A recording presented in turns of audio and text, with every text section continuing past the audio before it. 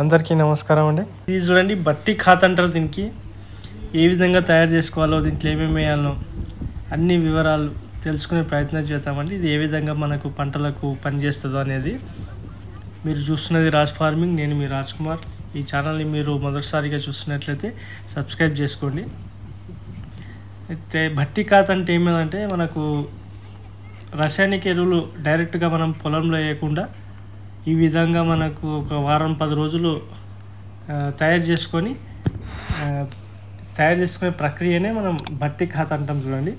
ఇందులో రసాయనిక ఎరువులు potash, MOP, potash, DAP, SSP కానీ మన 14, 35, 14, 10, 20, 20 ఇటువంటి ఏ విధమైన ఎరువులు కానీ మనం పొలంలో డైరెక్ట్ వేయకుండా ఈ విధంగా తయారు చేసి వేసుకుంటే ఏమవుతుందంటే మనకు రసాయనిక ఎరువులు మనకు రసాయనం అనేది తగ్గి దాంట్లోని యాసిడ్ అన్నీ పోయి మనకు భూమికి హాని కలగకుండా ఉంటాయన్నమాట.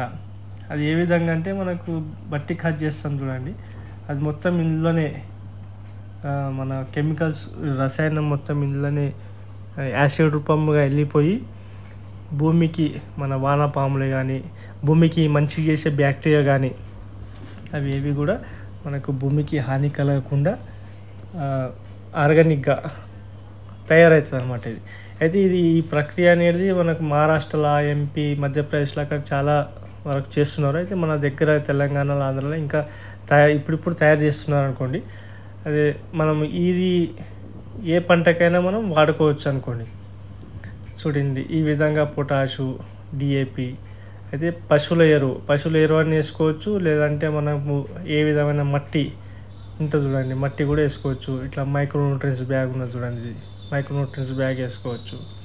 అన్ని రకాలుగా వేసుకొని ఈ విధంగా మంచిగా ఒక లేయర్ వేసుకున్న తర్వాత మనం కలుపుకోవచ్చు అనమాట.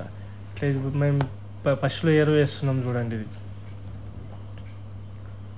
ఒక కుప్పలాక ఇట్లా చేసుకోవాలి. ఇది కుప్పలాక చేసుకొని మనం ఏమేమైతే పొలంకి వేసుకోవాలనుకుంటున్నాం చూడండి అవి మొత్తం ఇందులో వేసుకోవాలి.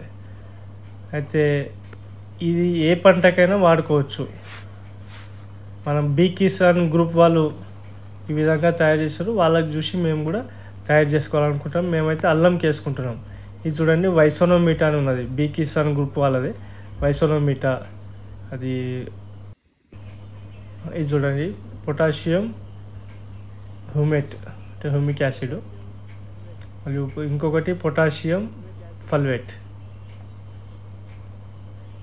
హ్యూమిక్. ఇది హ్యూమిక్ ఉన్నది, పొటాషియం ఫల్వేటు, వైసోనోమీటా. ఈ 3 ఈ నీళ్ళల్లో వేసుకోవాలి చూడండి. నీళ్ళల్లో వేసుకొని ఆ నీళ్ళ మిశ్రమం మనం అందులో వేసుకోవాలి. ఇది అయితే నీళ్ళలో కరిగిపోతుంది. ఇది వైసోనోమీటా ఈ విధంగా ఉంటుంది. నీళ్ళలో వేయడం వల్ల కరిగిపోయి మనకు అందులో వేసుకోవడానికి రెడీ అవుతుంది అనమాట. నీళ్ళు వేసుకున్న తర్వాత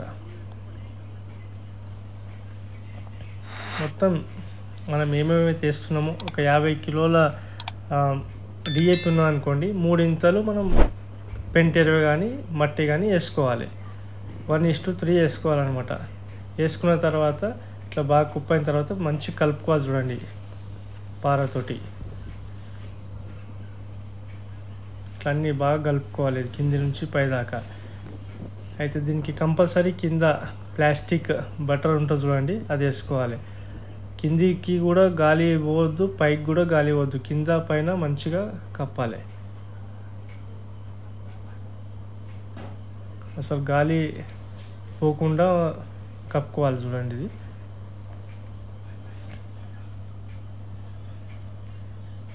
అంటే దీంట్లో అన్ని రకాలుగా వేయచ్చు. డిఏపి కానీ పొటాషు, మెగ్నీషియము, సల్ఫరు ఇవన్నీ వేసుకోవచ్చు. అయితే 2 రకాలు మన యూరియా మరియు కాల్షియం ఈ 2 వేసుకోవద్దు అనమాట దీంట్లో.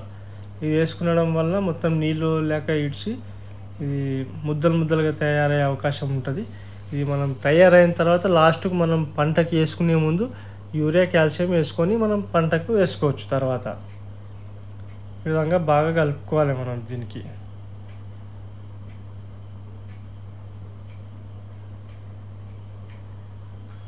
ఈ ప్లాస్టిక్ దానికి మాత్రం ఎక్కడ కూడా హోల్స్ ఉండొద్దు, హోల్స్ ఉండడం వల్ల కిందికి పైకి ఇట్లా గాలి జరగకుండా ఉంటుంది.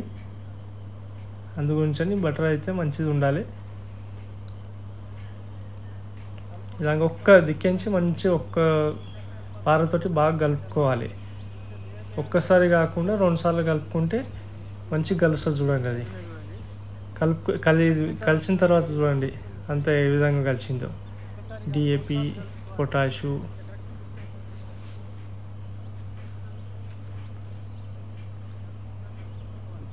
చూడండి ఒకటి స్టెప్ బై స్టెప్ వేసినాం మేము. ఇట్లా పశువుల ఎరువు, తర్వాత డిఏపి, తర్వాత పొటాషు ఇట్లా వేసుకుంటూ వచ్చాం. తర్వాత కలుపుకుంటే మొత్తం కలిసిపోతున్నాం. చూడండి దీంట్లో మేము వేసేసింది ఏంటిదంటే ఒక 4 ఎకరాలకు మేము కలుపుకుంటాము. 4 డిఏపి మరియు 4 ఎంఓపి పొటాషు, ఒక 50 కిలోలు మెగ్నీషియం, ఒక 30 కిలోలు సల్ఫర్, వైసోనమిటా మరియు హ్యూమిక్, ఫల్విక్ ఈ విధంగా అన్నీ ఒకే దగ్గర కలుపుకొని ఉంచుతున్నాం అనమాట. దీనికి ఈ కలిపిన తర్వాత ఒక దగ్గర కుప్ప చేసుకోవాలి. కుప్ప చేసుకొని బాగా కప్పి పెట్టాలన్నమాట.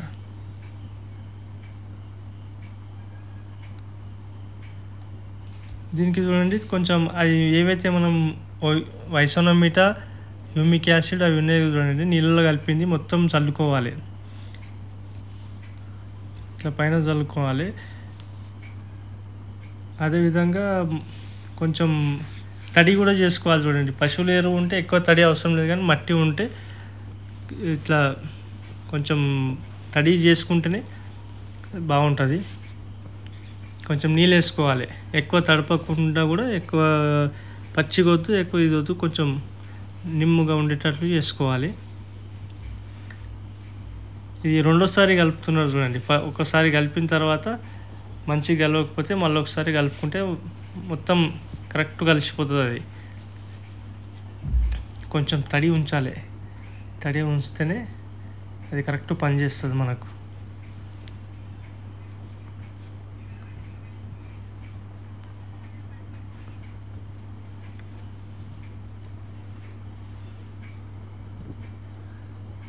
ఈ రెండోసారి కలిపినప్పుడు చూడండి ఎంత మంచిగా కలిసిందో, మొత్తం కలిసిపోయింది చూడండి. ఇది